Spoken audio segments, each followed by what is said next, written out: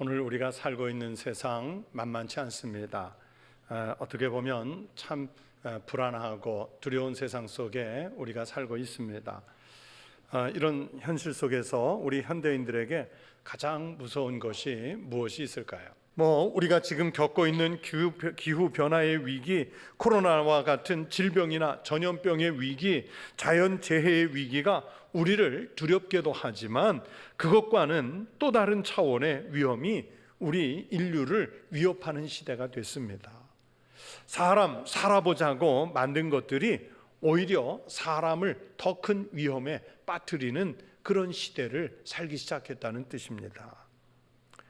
여러분은 지금 제일 두려운 것이, 무서운 것이 무엇입니까? 앞에서 제가 조금 말씀드린 이런 이야기들이 아직 현실적으로 내게 피부로 와 닿지 않으니까 나는 무섭지 않아, 어떻게 되겠지, 이렇게 말할 수 있어요.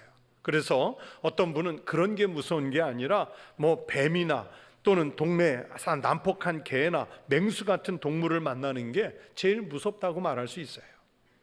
또 아니면 내가 처해 있는 어떤 불안한 상황이 나를 무섭게 한다, 이렇게 말할 수 있어요.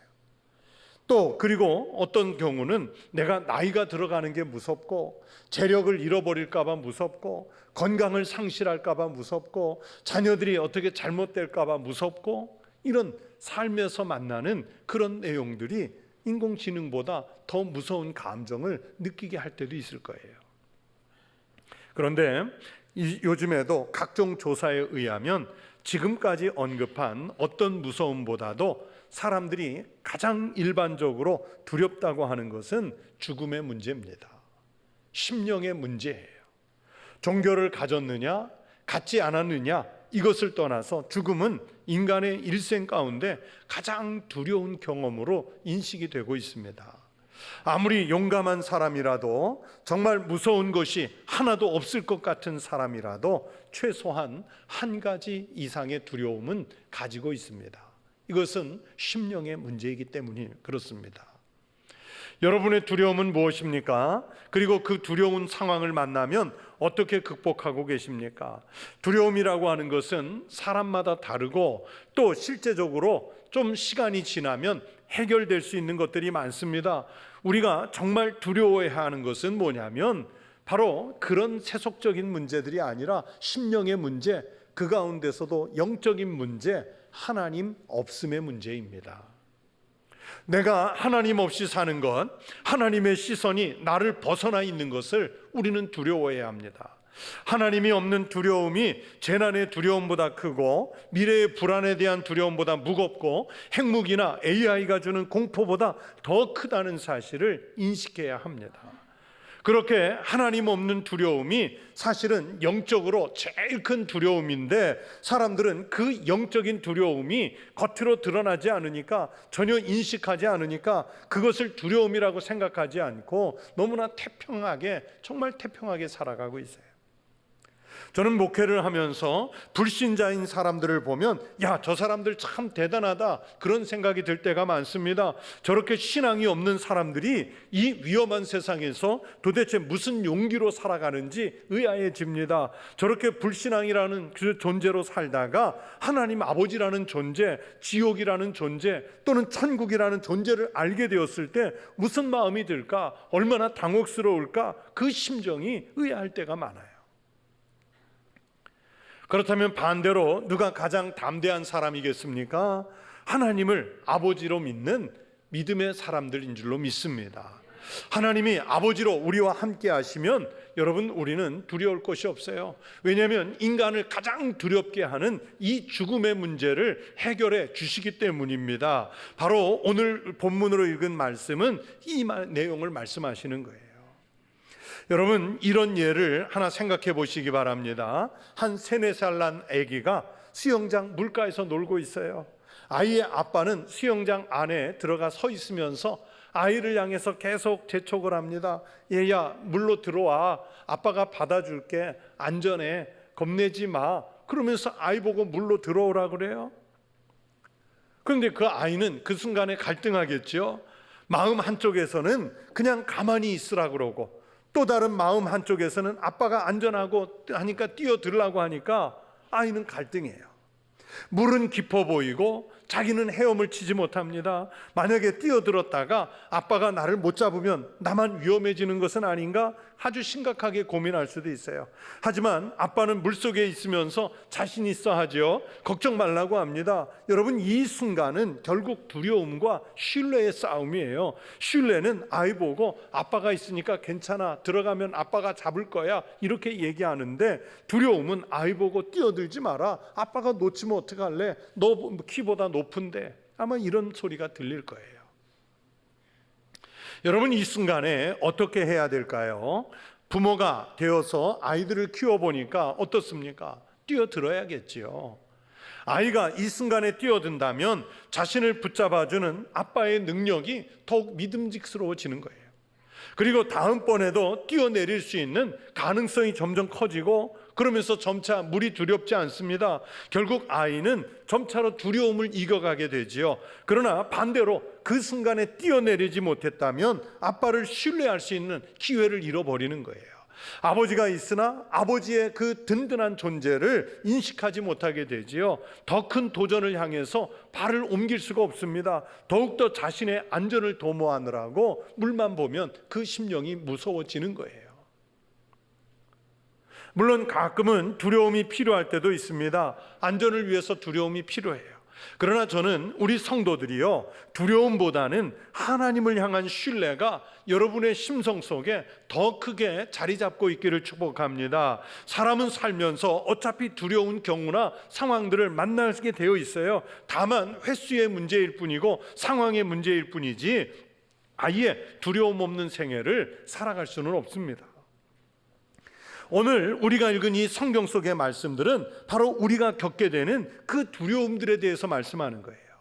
여러분, 이스라엘이라는 민족은 출애굽을 해서부터 나라가 형성되는 시기, 그리고 나라가 팔레스타인 땅에 정착하고 역사를 만들어가는 오랜 세월을 거쳤지만 여전히 시기하고 도전해오는 나라들과 민족들 때문에 전쟁의 위협에 노출이 되어 있었습니다. 나라라고 하지만 항상 두려움에 떨어야 했던 민족이 이스라엘 민족이에요. 여러분, 왜 두려움에 떨어야 했는지 이스라엘의 역사를 알면 그 심정이 이해가 됩니다.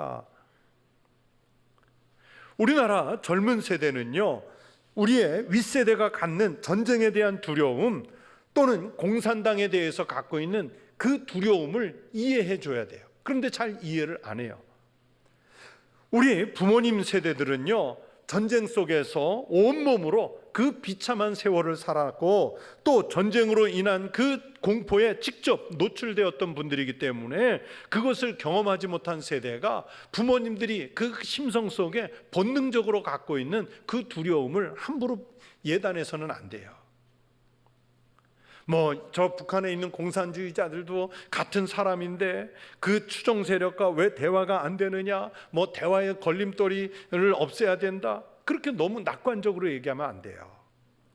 왜냐하면 우리 윗세대 분들은 살육에 대한 공포, 먹고 사는 문제에 대한 두려움, 또는 공산당으로 인해서 겪었던 아픔, 그리고 그 시대의 미래에 대한 불확실성, 이런 그 불안 때문에 늘 떨면서 살아온 분들이에요. 그것을 이해해 드려야 돼요. 이스라엘이 그렇습니다. 이스라엘은 전 역사 가운데 마음 편한 시기가 없었어요. 지금도 마찬가지거든요. 팔레스타인 땅은 항상 세계의 화약고 같은 지역이잖아요. 세뮤얼 헌팅턴이라는 국제정치학자는 문명의 충돌이라는 유명한 책에서 이슬람과 경계를 이루는 서구의 지역을 피의 경계선, 블러드라인이라고 이름을 붙였는데, 그 세계에서 피의 경계선이 가장 뚜렷이 나타나는 지역이 바로 이스라엘이 있는 팔레스타인 땅인 거예요. 여기는 늘 전쟁과 죽음의 두려움이 찬존하는 지역입니다. 이스라엘 사람들은요, 자기 민족이 비록 하나님으로부터 선택받은 사람들이기는 하지만 항상 물 가운데를 지나가는 것 같은 상황에 사는 거예요. 작은 쪽배를 타고 풍랑이 있는 강이나 바다 위를 항해하는 모습으로 사는 거예요. 갈라진 불 사이를 걸어가는 어린아이처럼 위험한 세월을 살고 있는 거예요. 그래서 그 불꽃이 언제 자신들을 덮쳐올지, 그 강이 언제 큰 파도를 낼지 물 가운데를 지날 때 자기네들이 탄 쪽배가 언제 풍랑에 휩싸일지 전혀 예측할 수 없는 이런 두려움 가운데 살고 있는 거예요. 이스라엘 백성들은 언제나 두려움에서 해방되고 싶은 그런 기도 제목을 가슴에 담고 살았습니다. 제발 안전한 살았으면 좋겠다 하는 이런 소망이 그들의 목표였어요. 솔로몬 시대가 이스라엘 역사에서 제일 평안한 시대, 이스라엘 역사에서 제일 강성한 시대였거든요. 그런데 그때도 그 솔로몬의 기도 제목이 얼마나 절실한지 솔로몬이 성전을 봉헌할 때 그 하는 기도의 내용을 보면 그 감정이 적나라하게 나와요. 만일 주의 백성 이스라엘이 주께 범죄하여 적국 앞에 패하게 되므로 주께 돌아와서 주의 이름을 인정하고 이 성전에서 주께 기도하며 간구하거든 주는 하늘에서 들으시고 주의 백성 이스라엘의 죄를 사하시고 그들의 조상들에게 주신 땅으로 돌아오게 하옵소서. 비슷하지만 이런 기도도 있습니다. 그들이 사로잡혀간 땅에서 스스로 깨닫고 자기를 사로잡아간 적국의 땅에서 온 마음과 온 뜻으로 주께 기도하거든 주는 계신 곳 하늘에서 그들의 기도와 간구를 들으시고 그들의 일을 돌아보옵소서. 지금 나라는 평안해요. 힘이 있어요. 강성하단 말이에요. 그런데 이런 봉헌 기도를 솔로몬이 드리는 이유가 무슨 뜻입니까? 그렇게 평안한 시대를 살면서도 언제 나라가 망하고 잡혀갈지도 모른다는 두려움이 이들의 기도 속에 짙게 깔려 있는 거예요. 불행한 삶을 살던 사람이 어느 날 행복한 순간을 맞아도요, 그 행복이 금방 달아날까 봐, 재물을 소유하고 있던 사람이 재물이 어느 순간 다 달아날까 봐, 왕성하게 건강하던 사람이 내 건강을 어느 날 확 잃어버릴까 봐 미리 걱정을 당겨서 하는 것과 같아요. 남자들이 우스갯소리를 하는 말이 있어요. 여러분, 남자들은요 군대에서 제대하고 나면 꼭 거치는 통과 의례가 하나 있는데 악몽을 꾸는 거예요. 무슨 악몽이냐면 이제 제대하고 집으로 왔는데 어느 날 자다 보면 꿈에 다시 군대 들어오라는 꿈을 꾸는 거예요. 아니, 내가 지금 제대하고 왔는데 다시 복귀하라는 거예요. 제대 날짜가 잘못 계산됐다고. 저도 그 꿈을 여러 번 꿨는데요, 정말 식은땀이 나요. 그래서 놀래가지고 깨보면 꿈이에요. 이스라엘이라는 나라가 평안한 가운데서도 언제나 이런 불안함이 있던 나라예요. 그 두려움에서 해방되기 위해서 민족적 자존감이 어느 나라 민족보다도 더 강하게 형성되어 있던 그 사람들이 이 사람들이에요. 더구나 오늘 읽은 이 본문의 말씀 이사야서의 배경은 이제 북왕국, 자기네와 같은 민족인 북쪽의 왕국 이스라엘은 멸망한 다음이고, 또 이사야 선지자를 비롯해서 남왕국의 선지자들이 일어나서 남왕국도 위험에 처할 것임을 예고하는 그런 시기이기 때문에 이런 두려움이 팽배해 있던 시대에 주시는 말씀이에요. 그럼에도 불구하고 하나님은 이사야 선지자를 통해서 이스라엘을 향해서 무엇이라고 말씀하십니까? 두려워하지 말래요. 두려워하지 말라. 왜 두려워하지 말라고 말씀하실까요? 지금 이스라엘이라는 나라가 무슨 군사가 많은 것도 아니고, 지금 옆에 있는 아수르나 바벨론 제국처럼 땅이 많은 것도 아니고, 외교적으로 무슨 든든한 관계를 맺어둔 것도 없고, 재정적으로 세계를 호령할 만한 무슨 큰 부자 나라도 아니에요. 그런데 왜 두려워하지 말라고 말씀하셨을까요? 다름 아니라 이스라엘은 하나님의 것이기 때문입니다. 오늘 본문을 보세요. 하나님께서 그런 불안에 떠는 이스라엘을 향해서 너는 내 것이라 말씀하시지요. 내가 너를 구속하였고 내가 너를 지명하여 불렀다고 말씀하지요. 내 눈에 너희들은 참 보석과 같은 존재라고 말씀하시지요. 너희들을 하나님의 영광을 위해서 내가 지었고 내가 창조했다, 그렇게 말씀하시잖아요. 그렇게 하나님이 지명하여 부르신 민족이 이스라엘이기 때문에 두려워하지 말라고 말씀하시는 거예요. 아브라함을 택하셔서 부르시고 그 후손들을 애굽에서 택하여서 부르시고 다윗을 택하여서 오늘의 민족이 있게 하신 분이 하나님이시기 때문입니다. 이렇게 하나님의 소유가 되었다는 것은 2000년 전에, 2500년 전에, 아니 3000년 전에 이스라엘만을 위해서 주신 말씀이 아니고 오늘 예수 그리스도를 믿는 믿음으로 하나님의 자녀로 선택을 받은 우리들에게도 이 시대 속에서 다시 주시는 말씀인 줄로 믿습니다. 여러분, 이것은 놀라운 선포예요. 우리 보고 하나님의 것이라고 소유를 선언하지 않습니까? 여러분, 어렸을 때 동화책, 소공자, 소공녀, 신데렐라 이런 것들을 읽던 것을 생각해 보세요. 여러분, 그런 어린 시절의 동화를 읽으면서 가장 큰 희열을 느끼는 부분이 어디입니까? 여러분, 그 동화를 읽으면서 꿈꾸던 부분이 어디입니까? 갑작스러운 신분의 상승, 내가 알지 못했던 내 감추어진 놀라운 신분, 이것을 알아낼 때잖아요.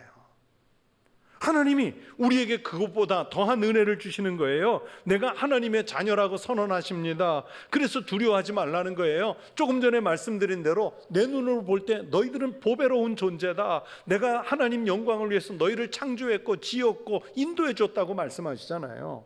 그러니 두려워하지 말라는 거예요. 우리가 사는 이 세상은 두려움이 지배하는 세상입니다. 오늘날 우리가 사는 세상은요, 얼마나 급격한 변화가 일어나는지 몰라요. 미래가 어떻게 변할지 전혀 예측할 수 없는 세상 속에 우리가 살고 있어요. 미국에서 최근에 나온 설문조사를 보니까 미국 사람들이 공포 속에 산대요. 60% 이상이 두려움에 산대요. 뭐 때문에? 20년도 더 됐는데 9.11 테러가 있은 다음부터는 도시에서 사는 게 불안하고 또 언제 그런 테러가 일어날지 모르는 불안함 속에서 살고 있다고 응답한 사람이 60%가 넘는데요. 그들만 그렇습니까? 우리나라도 항상 전쟁에 대한 두려움이 상존하는 지역이죠. 북한이 핵무기를 개발했다는, 미사일을 쐈다는 소식, 또는 그들이 호전적인 언행을 할 때마다 우리는 불안한 거예요. 큰 기업을 이끄는 분들은 언제 우리 기업이 도태돼서 무너져 내릴까 두렵고요. 정치하는 사람들은 국민들이 언제 자기를 불신임할까 두렵습니다. 직장 생활하는 소소한 시민들도 내가 이 직장에서 몇 년을 버텨낼 수 있을까, 언제 또 이 회사를 그만둬야 될까, 이런 두려움, 불안함 속에 우리가 살아요. 영적으로도 두렵기는 마찬가지입니다. 예수님께서 다시 오실 말세의 때가 가까울수록 두려운 일들이 많이 일어날 거라고 말씀했어요. 마태복음 24장에 보시면 예수님께서 말세의 때가 가까우면 거짓 선지자들과 이단자들이 곳곳에서 나타날 것이랍니다. 나라와 나라가, 민족과 민족 간의 전쟁이 일어나고 곳곳에서 난리의 소문이 있겠고 지진이 일어나고 기근과 큰 환란이 있을 것이라고 말씀했어요. 또 그리스도인들은 이유도 모르는 채 무서운 핍박을 당할 상황도 온다고 그랬습니다. 예수님이 그 말세의 때 상황을 이렇게 말씀하셨어요. 이는 그때에 큰 환란이 있겠음이라. 창세로부터 지금까지 이런 환란이 없었고 후에도 없으리라. 그 날들을 감하지 아니하면 모든 육체가 구원을 얻지 못할 것이나 그러나 택하신 자들을 위하여 그 날들을 감하시리라. 마치 오늘 성경에 나오는 이스라엘의 상황처럼 우리가 살아가는 모든 인생길에서 혹은 우리가 만나는 두려운 상황 속에서 우리가 이겨내야 하는 거예요. 실제로 우리가 살아가는 환경이나 상황들이 또 우리가 미처 이해하지 못하는 영적인 부분까지 짙게 두려움이 지배하고 있지 않습니까? 그 두려움 때문에 한 걸음 옮기기도 어려워요. 그러나 정말 진심으로 주님을 믿는 성도들이라면, 정말 내 심령 속에 하나님을 믿는 믿음이 확고한 사람이라면 두려워하지 마십시오. 하나님께서 우리의 보호자가 되실 것임을 믿기 때문입니다. 하나님께서 오늘 말씀하잖아요. 너는 내 것이라고. 우리를 보고 너는 내 것이라고 말씀하시잖아요. 예수님이 떠나시는 것을 두려워하던 제자들에게 내가 세상 끝날까지 너희와 항상 함께 있으리라 말씀하셨어요. 예수님의 영이신 성령님이 함께 하시는데 여러분, 그리스도인들이 두려워할 게 뭐가 있겠어요? 과거에 루마니아를 통치하던 공산당 독재자가 차우세스크, 아주 난폭한 독재자였어요. 그 차우세스크가 통치할 때 감옥에 갇혀서 14년 동안 온갖 고문으로 시달린 지도자가 리차드 범브란트라는 목사님이에요. 이 리차드 범브란트 목사님이 그 감옥의 이야기를 쓰신 책이 하나님의 지하운동이라는 책인데 저도 참 큰 감명 속에 읽었어요. 우리가 상상할 수 없는 정말 잔인한 방법으로 해대는 그 고문을 이 목사님이 14년을 버텨냈습니다. 그런데 이 범브란트 목사님이 그 고문과 감옥 생활을 무슨 힘으로 이겨냈느냐? 성경에서 말씀하시는 두려워하지 말라, 이 말씀으로 이겨냈다는 거예요. 이 범브란트 목사님이 그래서 책에서 말씀하시기를, 물론 한국어 성경이 아니라 루마니어 성경이겠죠. 두려워하지 말라는 말씀이 365회가 나온대요. 두려워하지 말라, 염려하지 말라, 걱정하지 말라, 이 말씀이 왜 365회가 나올까? 하나님은 매일매일 우리 보고 두려워하지 말고 살라는 계시의 말씀을 주셨다는 거예요. 그래서 이분은 감옥에서도 감사와 찬송의 삶을 살 수 있었습니다. 이 범브란트 목사님이 감옥에서 나오는 날 이런 얘기를 했어요. 평화롭고 아름다운 시골이 내다보이는 산 꼭대기에서 갑자기 평지로 내려온 느낌이다. 여러분, 감옥이 평화롭고 아름다운 시골 같았던 거예요. 왜? 마음속에 두려움이 사라지니까. 두려움이 사라지니까. 사랑하는 성도 여러분, 두려움은 우리의 삶을 위축하게 만듭니다. 그러나 믿음이 있는 그리스도인은 더욱 능동적인 삶을 살게 하시는 줄로 믿습니다. 위대한 지도자 모세의 뒤를 이어서 여호수아가 하나님의 일을 맡았을 때 하나님 말씀하지요. 내가 내게 명령한 것이 아니냐? 강하고 담대하라.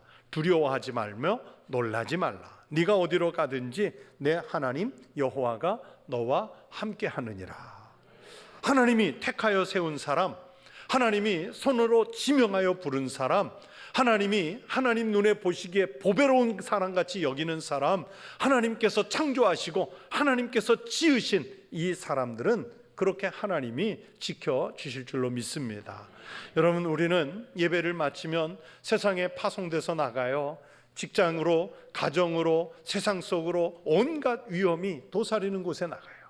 여러분, 그곳에서 두려워하지 마시고 하나님이 주시는 그 믿음의 힘을 가지고 우리와 함께 하시는 성령의 권능을 가지고 두려움을 깨트리고 평안의 소식을, 하나님이 주시는 축복의 삶을 살아가실 수 있는 큰 믿음의 성도들이 되시기를 주의 이름으로 축원합니다.